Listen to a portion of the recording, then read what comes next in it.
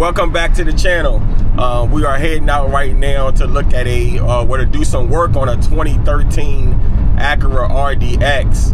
We're gonna do front CV axles, both sides, left and right, as well as front brakes and rotors. So let's head that way and knock it out.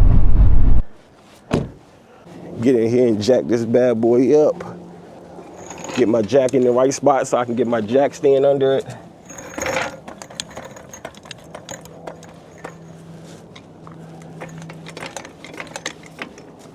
And let's jack it up.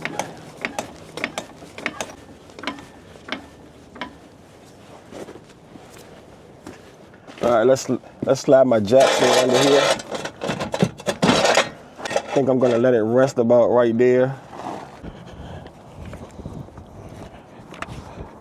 So it looks like on this tire, it's 2 21 millimeters and 3 19s.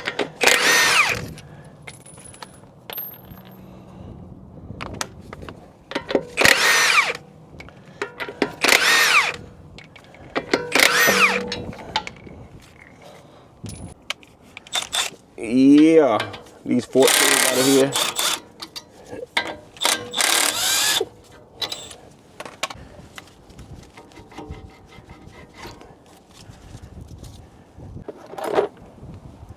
Hang my caliper up.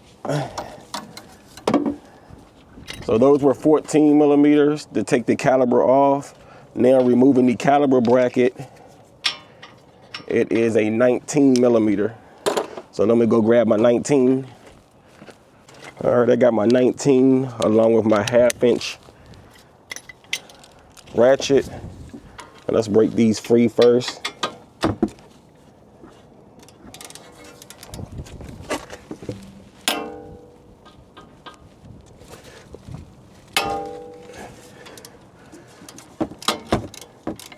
Let's break the top one loose.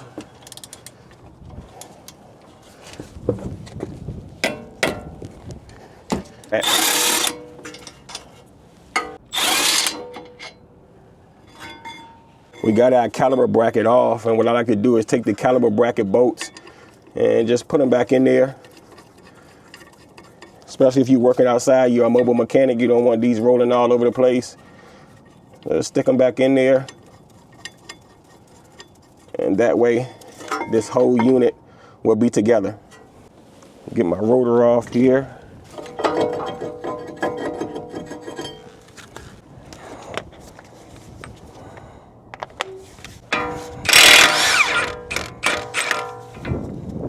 You won't be reusing this CV axle nut. Your new CV axle should come with a new nut. Make sure you torque it down to spec once installed. All right, so now what I'm gonna do, this is my lower control arm and this is my ball joint here. Now this style ball joint, you have 2 nuts and 1 bolt holding it in, which are 17 millimeter. So we're gonna go ahead and remove these and separate the ball joint from the lower control arm.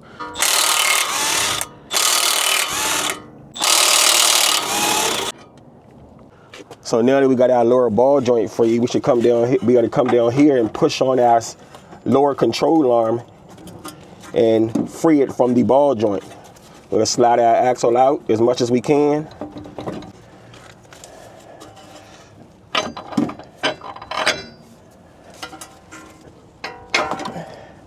And our CV axle is out now. All right, so all we gotta do now is go. We gotta break it free from the intermittent shaft, and the CV axle will come on out.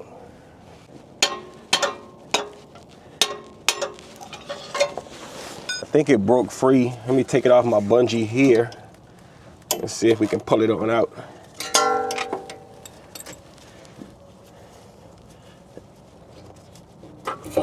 Yeah.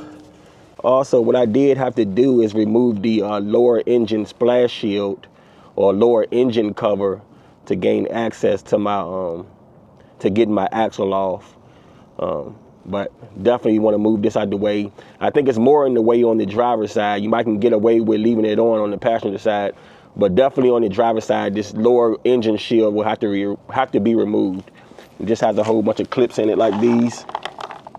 All right, so get you a trim puller or a trim tool, pop these up, pop this piece up and let's go ahead and pull it on out, okay? All right, we got both our axles side by side. Just want to make a comparison with the old and the new. You can see that our new axle here comes with the new axle nut. Like I said, if you're doing this job, and sometimes it does happen where you purchase a CV axle and it's missing the axle nut. If that is the case, make sure you get a new axle nut. Do not reuse the old axle nut, okay? All right, let's get our new axle in. You want to make sure the splines are lined up on the CV axle and on the intermediate shaft. Then we will have to apply some force or tap this on with a dead blow hammer, just so it seats properly. And there it is, just like that. It should seat all the way. All right, so now that I got my CV axle connected to my intermediate shaft, we're just gonna apply some grease here before we stick it inside this wheel bearing or inside this hub. That way we don't have any binding up or any rust issues later on down the road.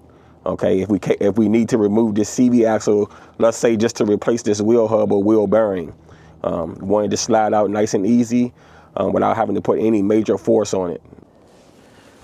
All right, now going back in with my CV axle, you can see I already applied my grease here. So going back in with my CV axle, I'm gonna pull my hub, stick the CV axle back in, and at the same time, I wanna line my ball joint back up, okay? So let's get that done.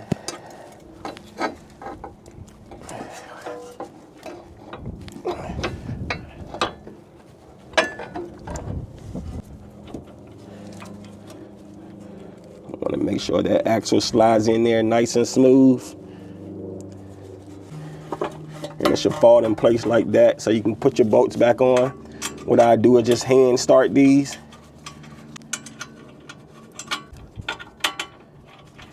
Start our new axle nut. Make sure we start that. All right, let's go ahead and get our caliper bracket back on. Line it up.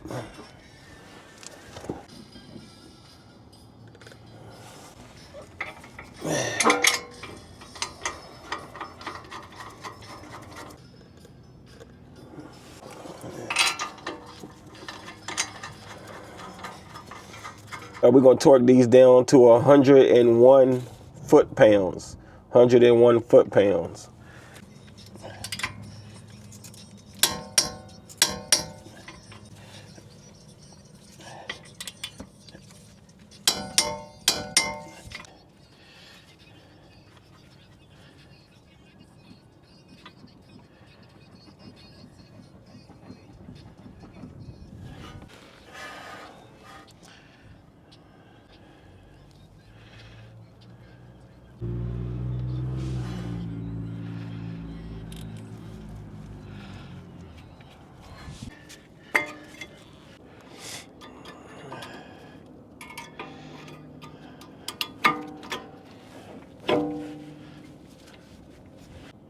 All right, got the brake pads and rotors on.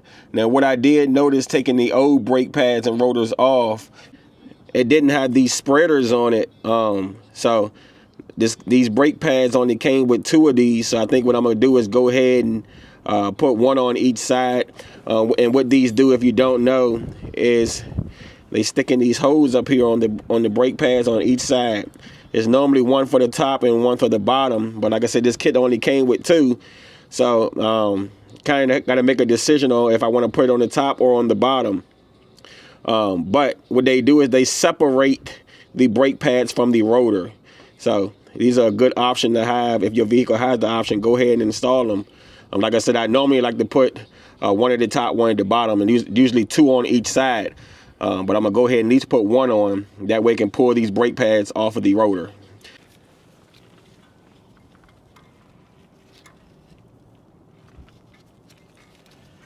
All right, so that bottom side is in. You can see I got it stuck in here on this brake pad and stuck this way on this brake pad. That way when I sit the caliper back over, it locks it in, okay?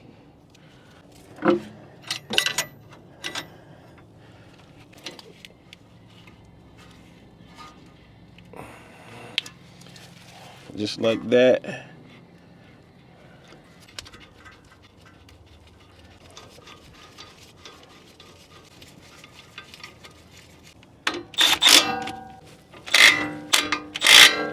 Let's go ahead and torque down that lower ball joint to our control nuts and bolt.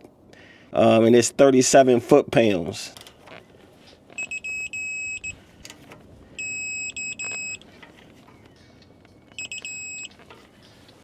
All right, let's torque our axle nut down to 242 foot-pounds.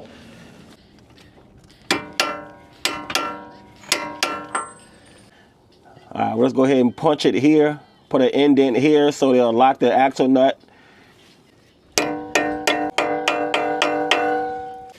All right, let's get that wheel back on.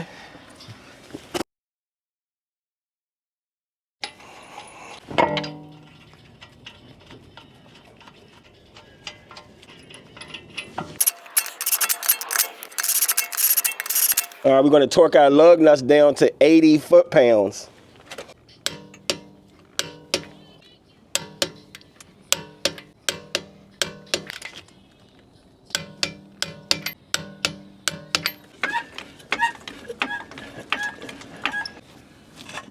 Now, I'm not putting my splash shield back on yet because I still have my driver's side to do. Even though I already put my wheel back on my passenger side, I believe with it jacked up on the driver's side, I'll still be able to get my lower engine cover back on.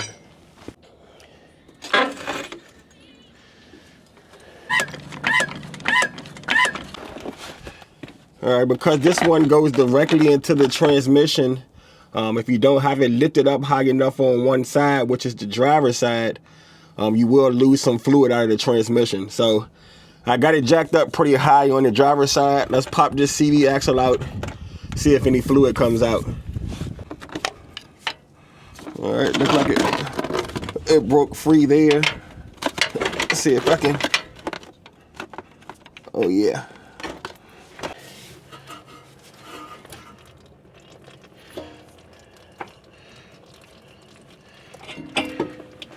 All right.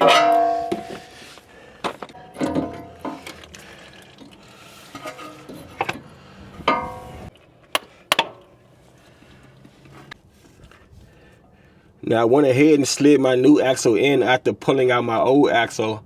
That way I wouldn't lose too much fluid on this side. But we did get it in. You saw it slide back in. Make sure you slide it in all the way. Tap it till it seats. Then you can move forward. Spray it with some brake clean, get all that transmission fluid up down there, and make sure we don't have any leaks after the test drive. All right, let's take it for a spin.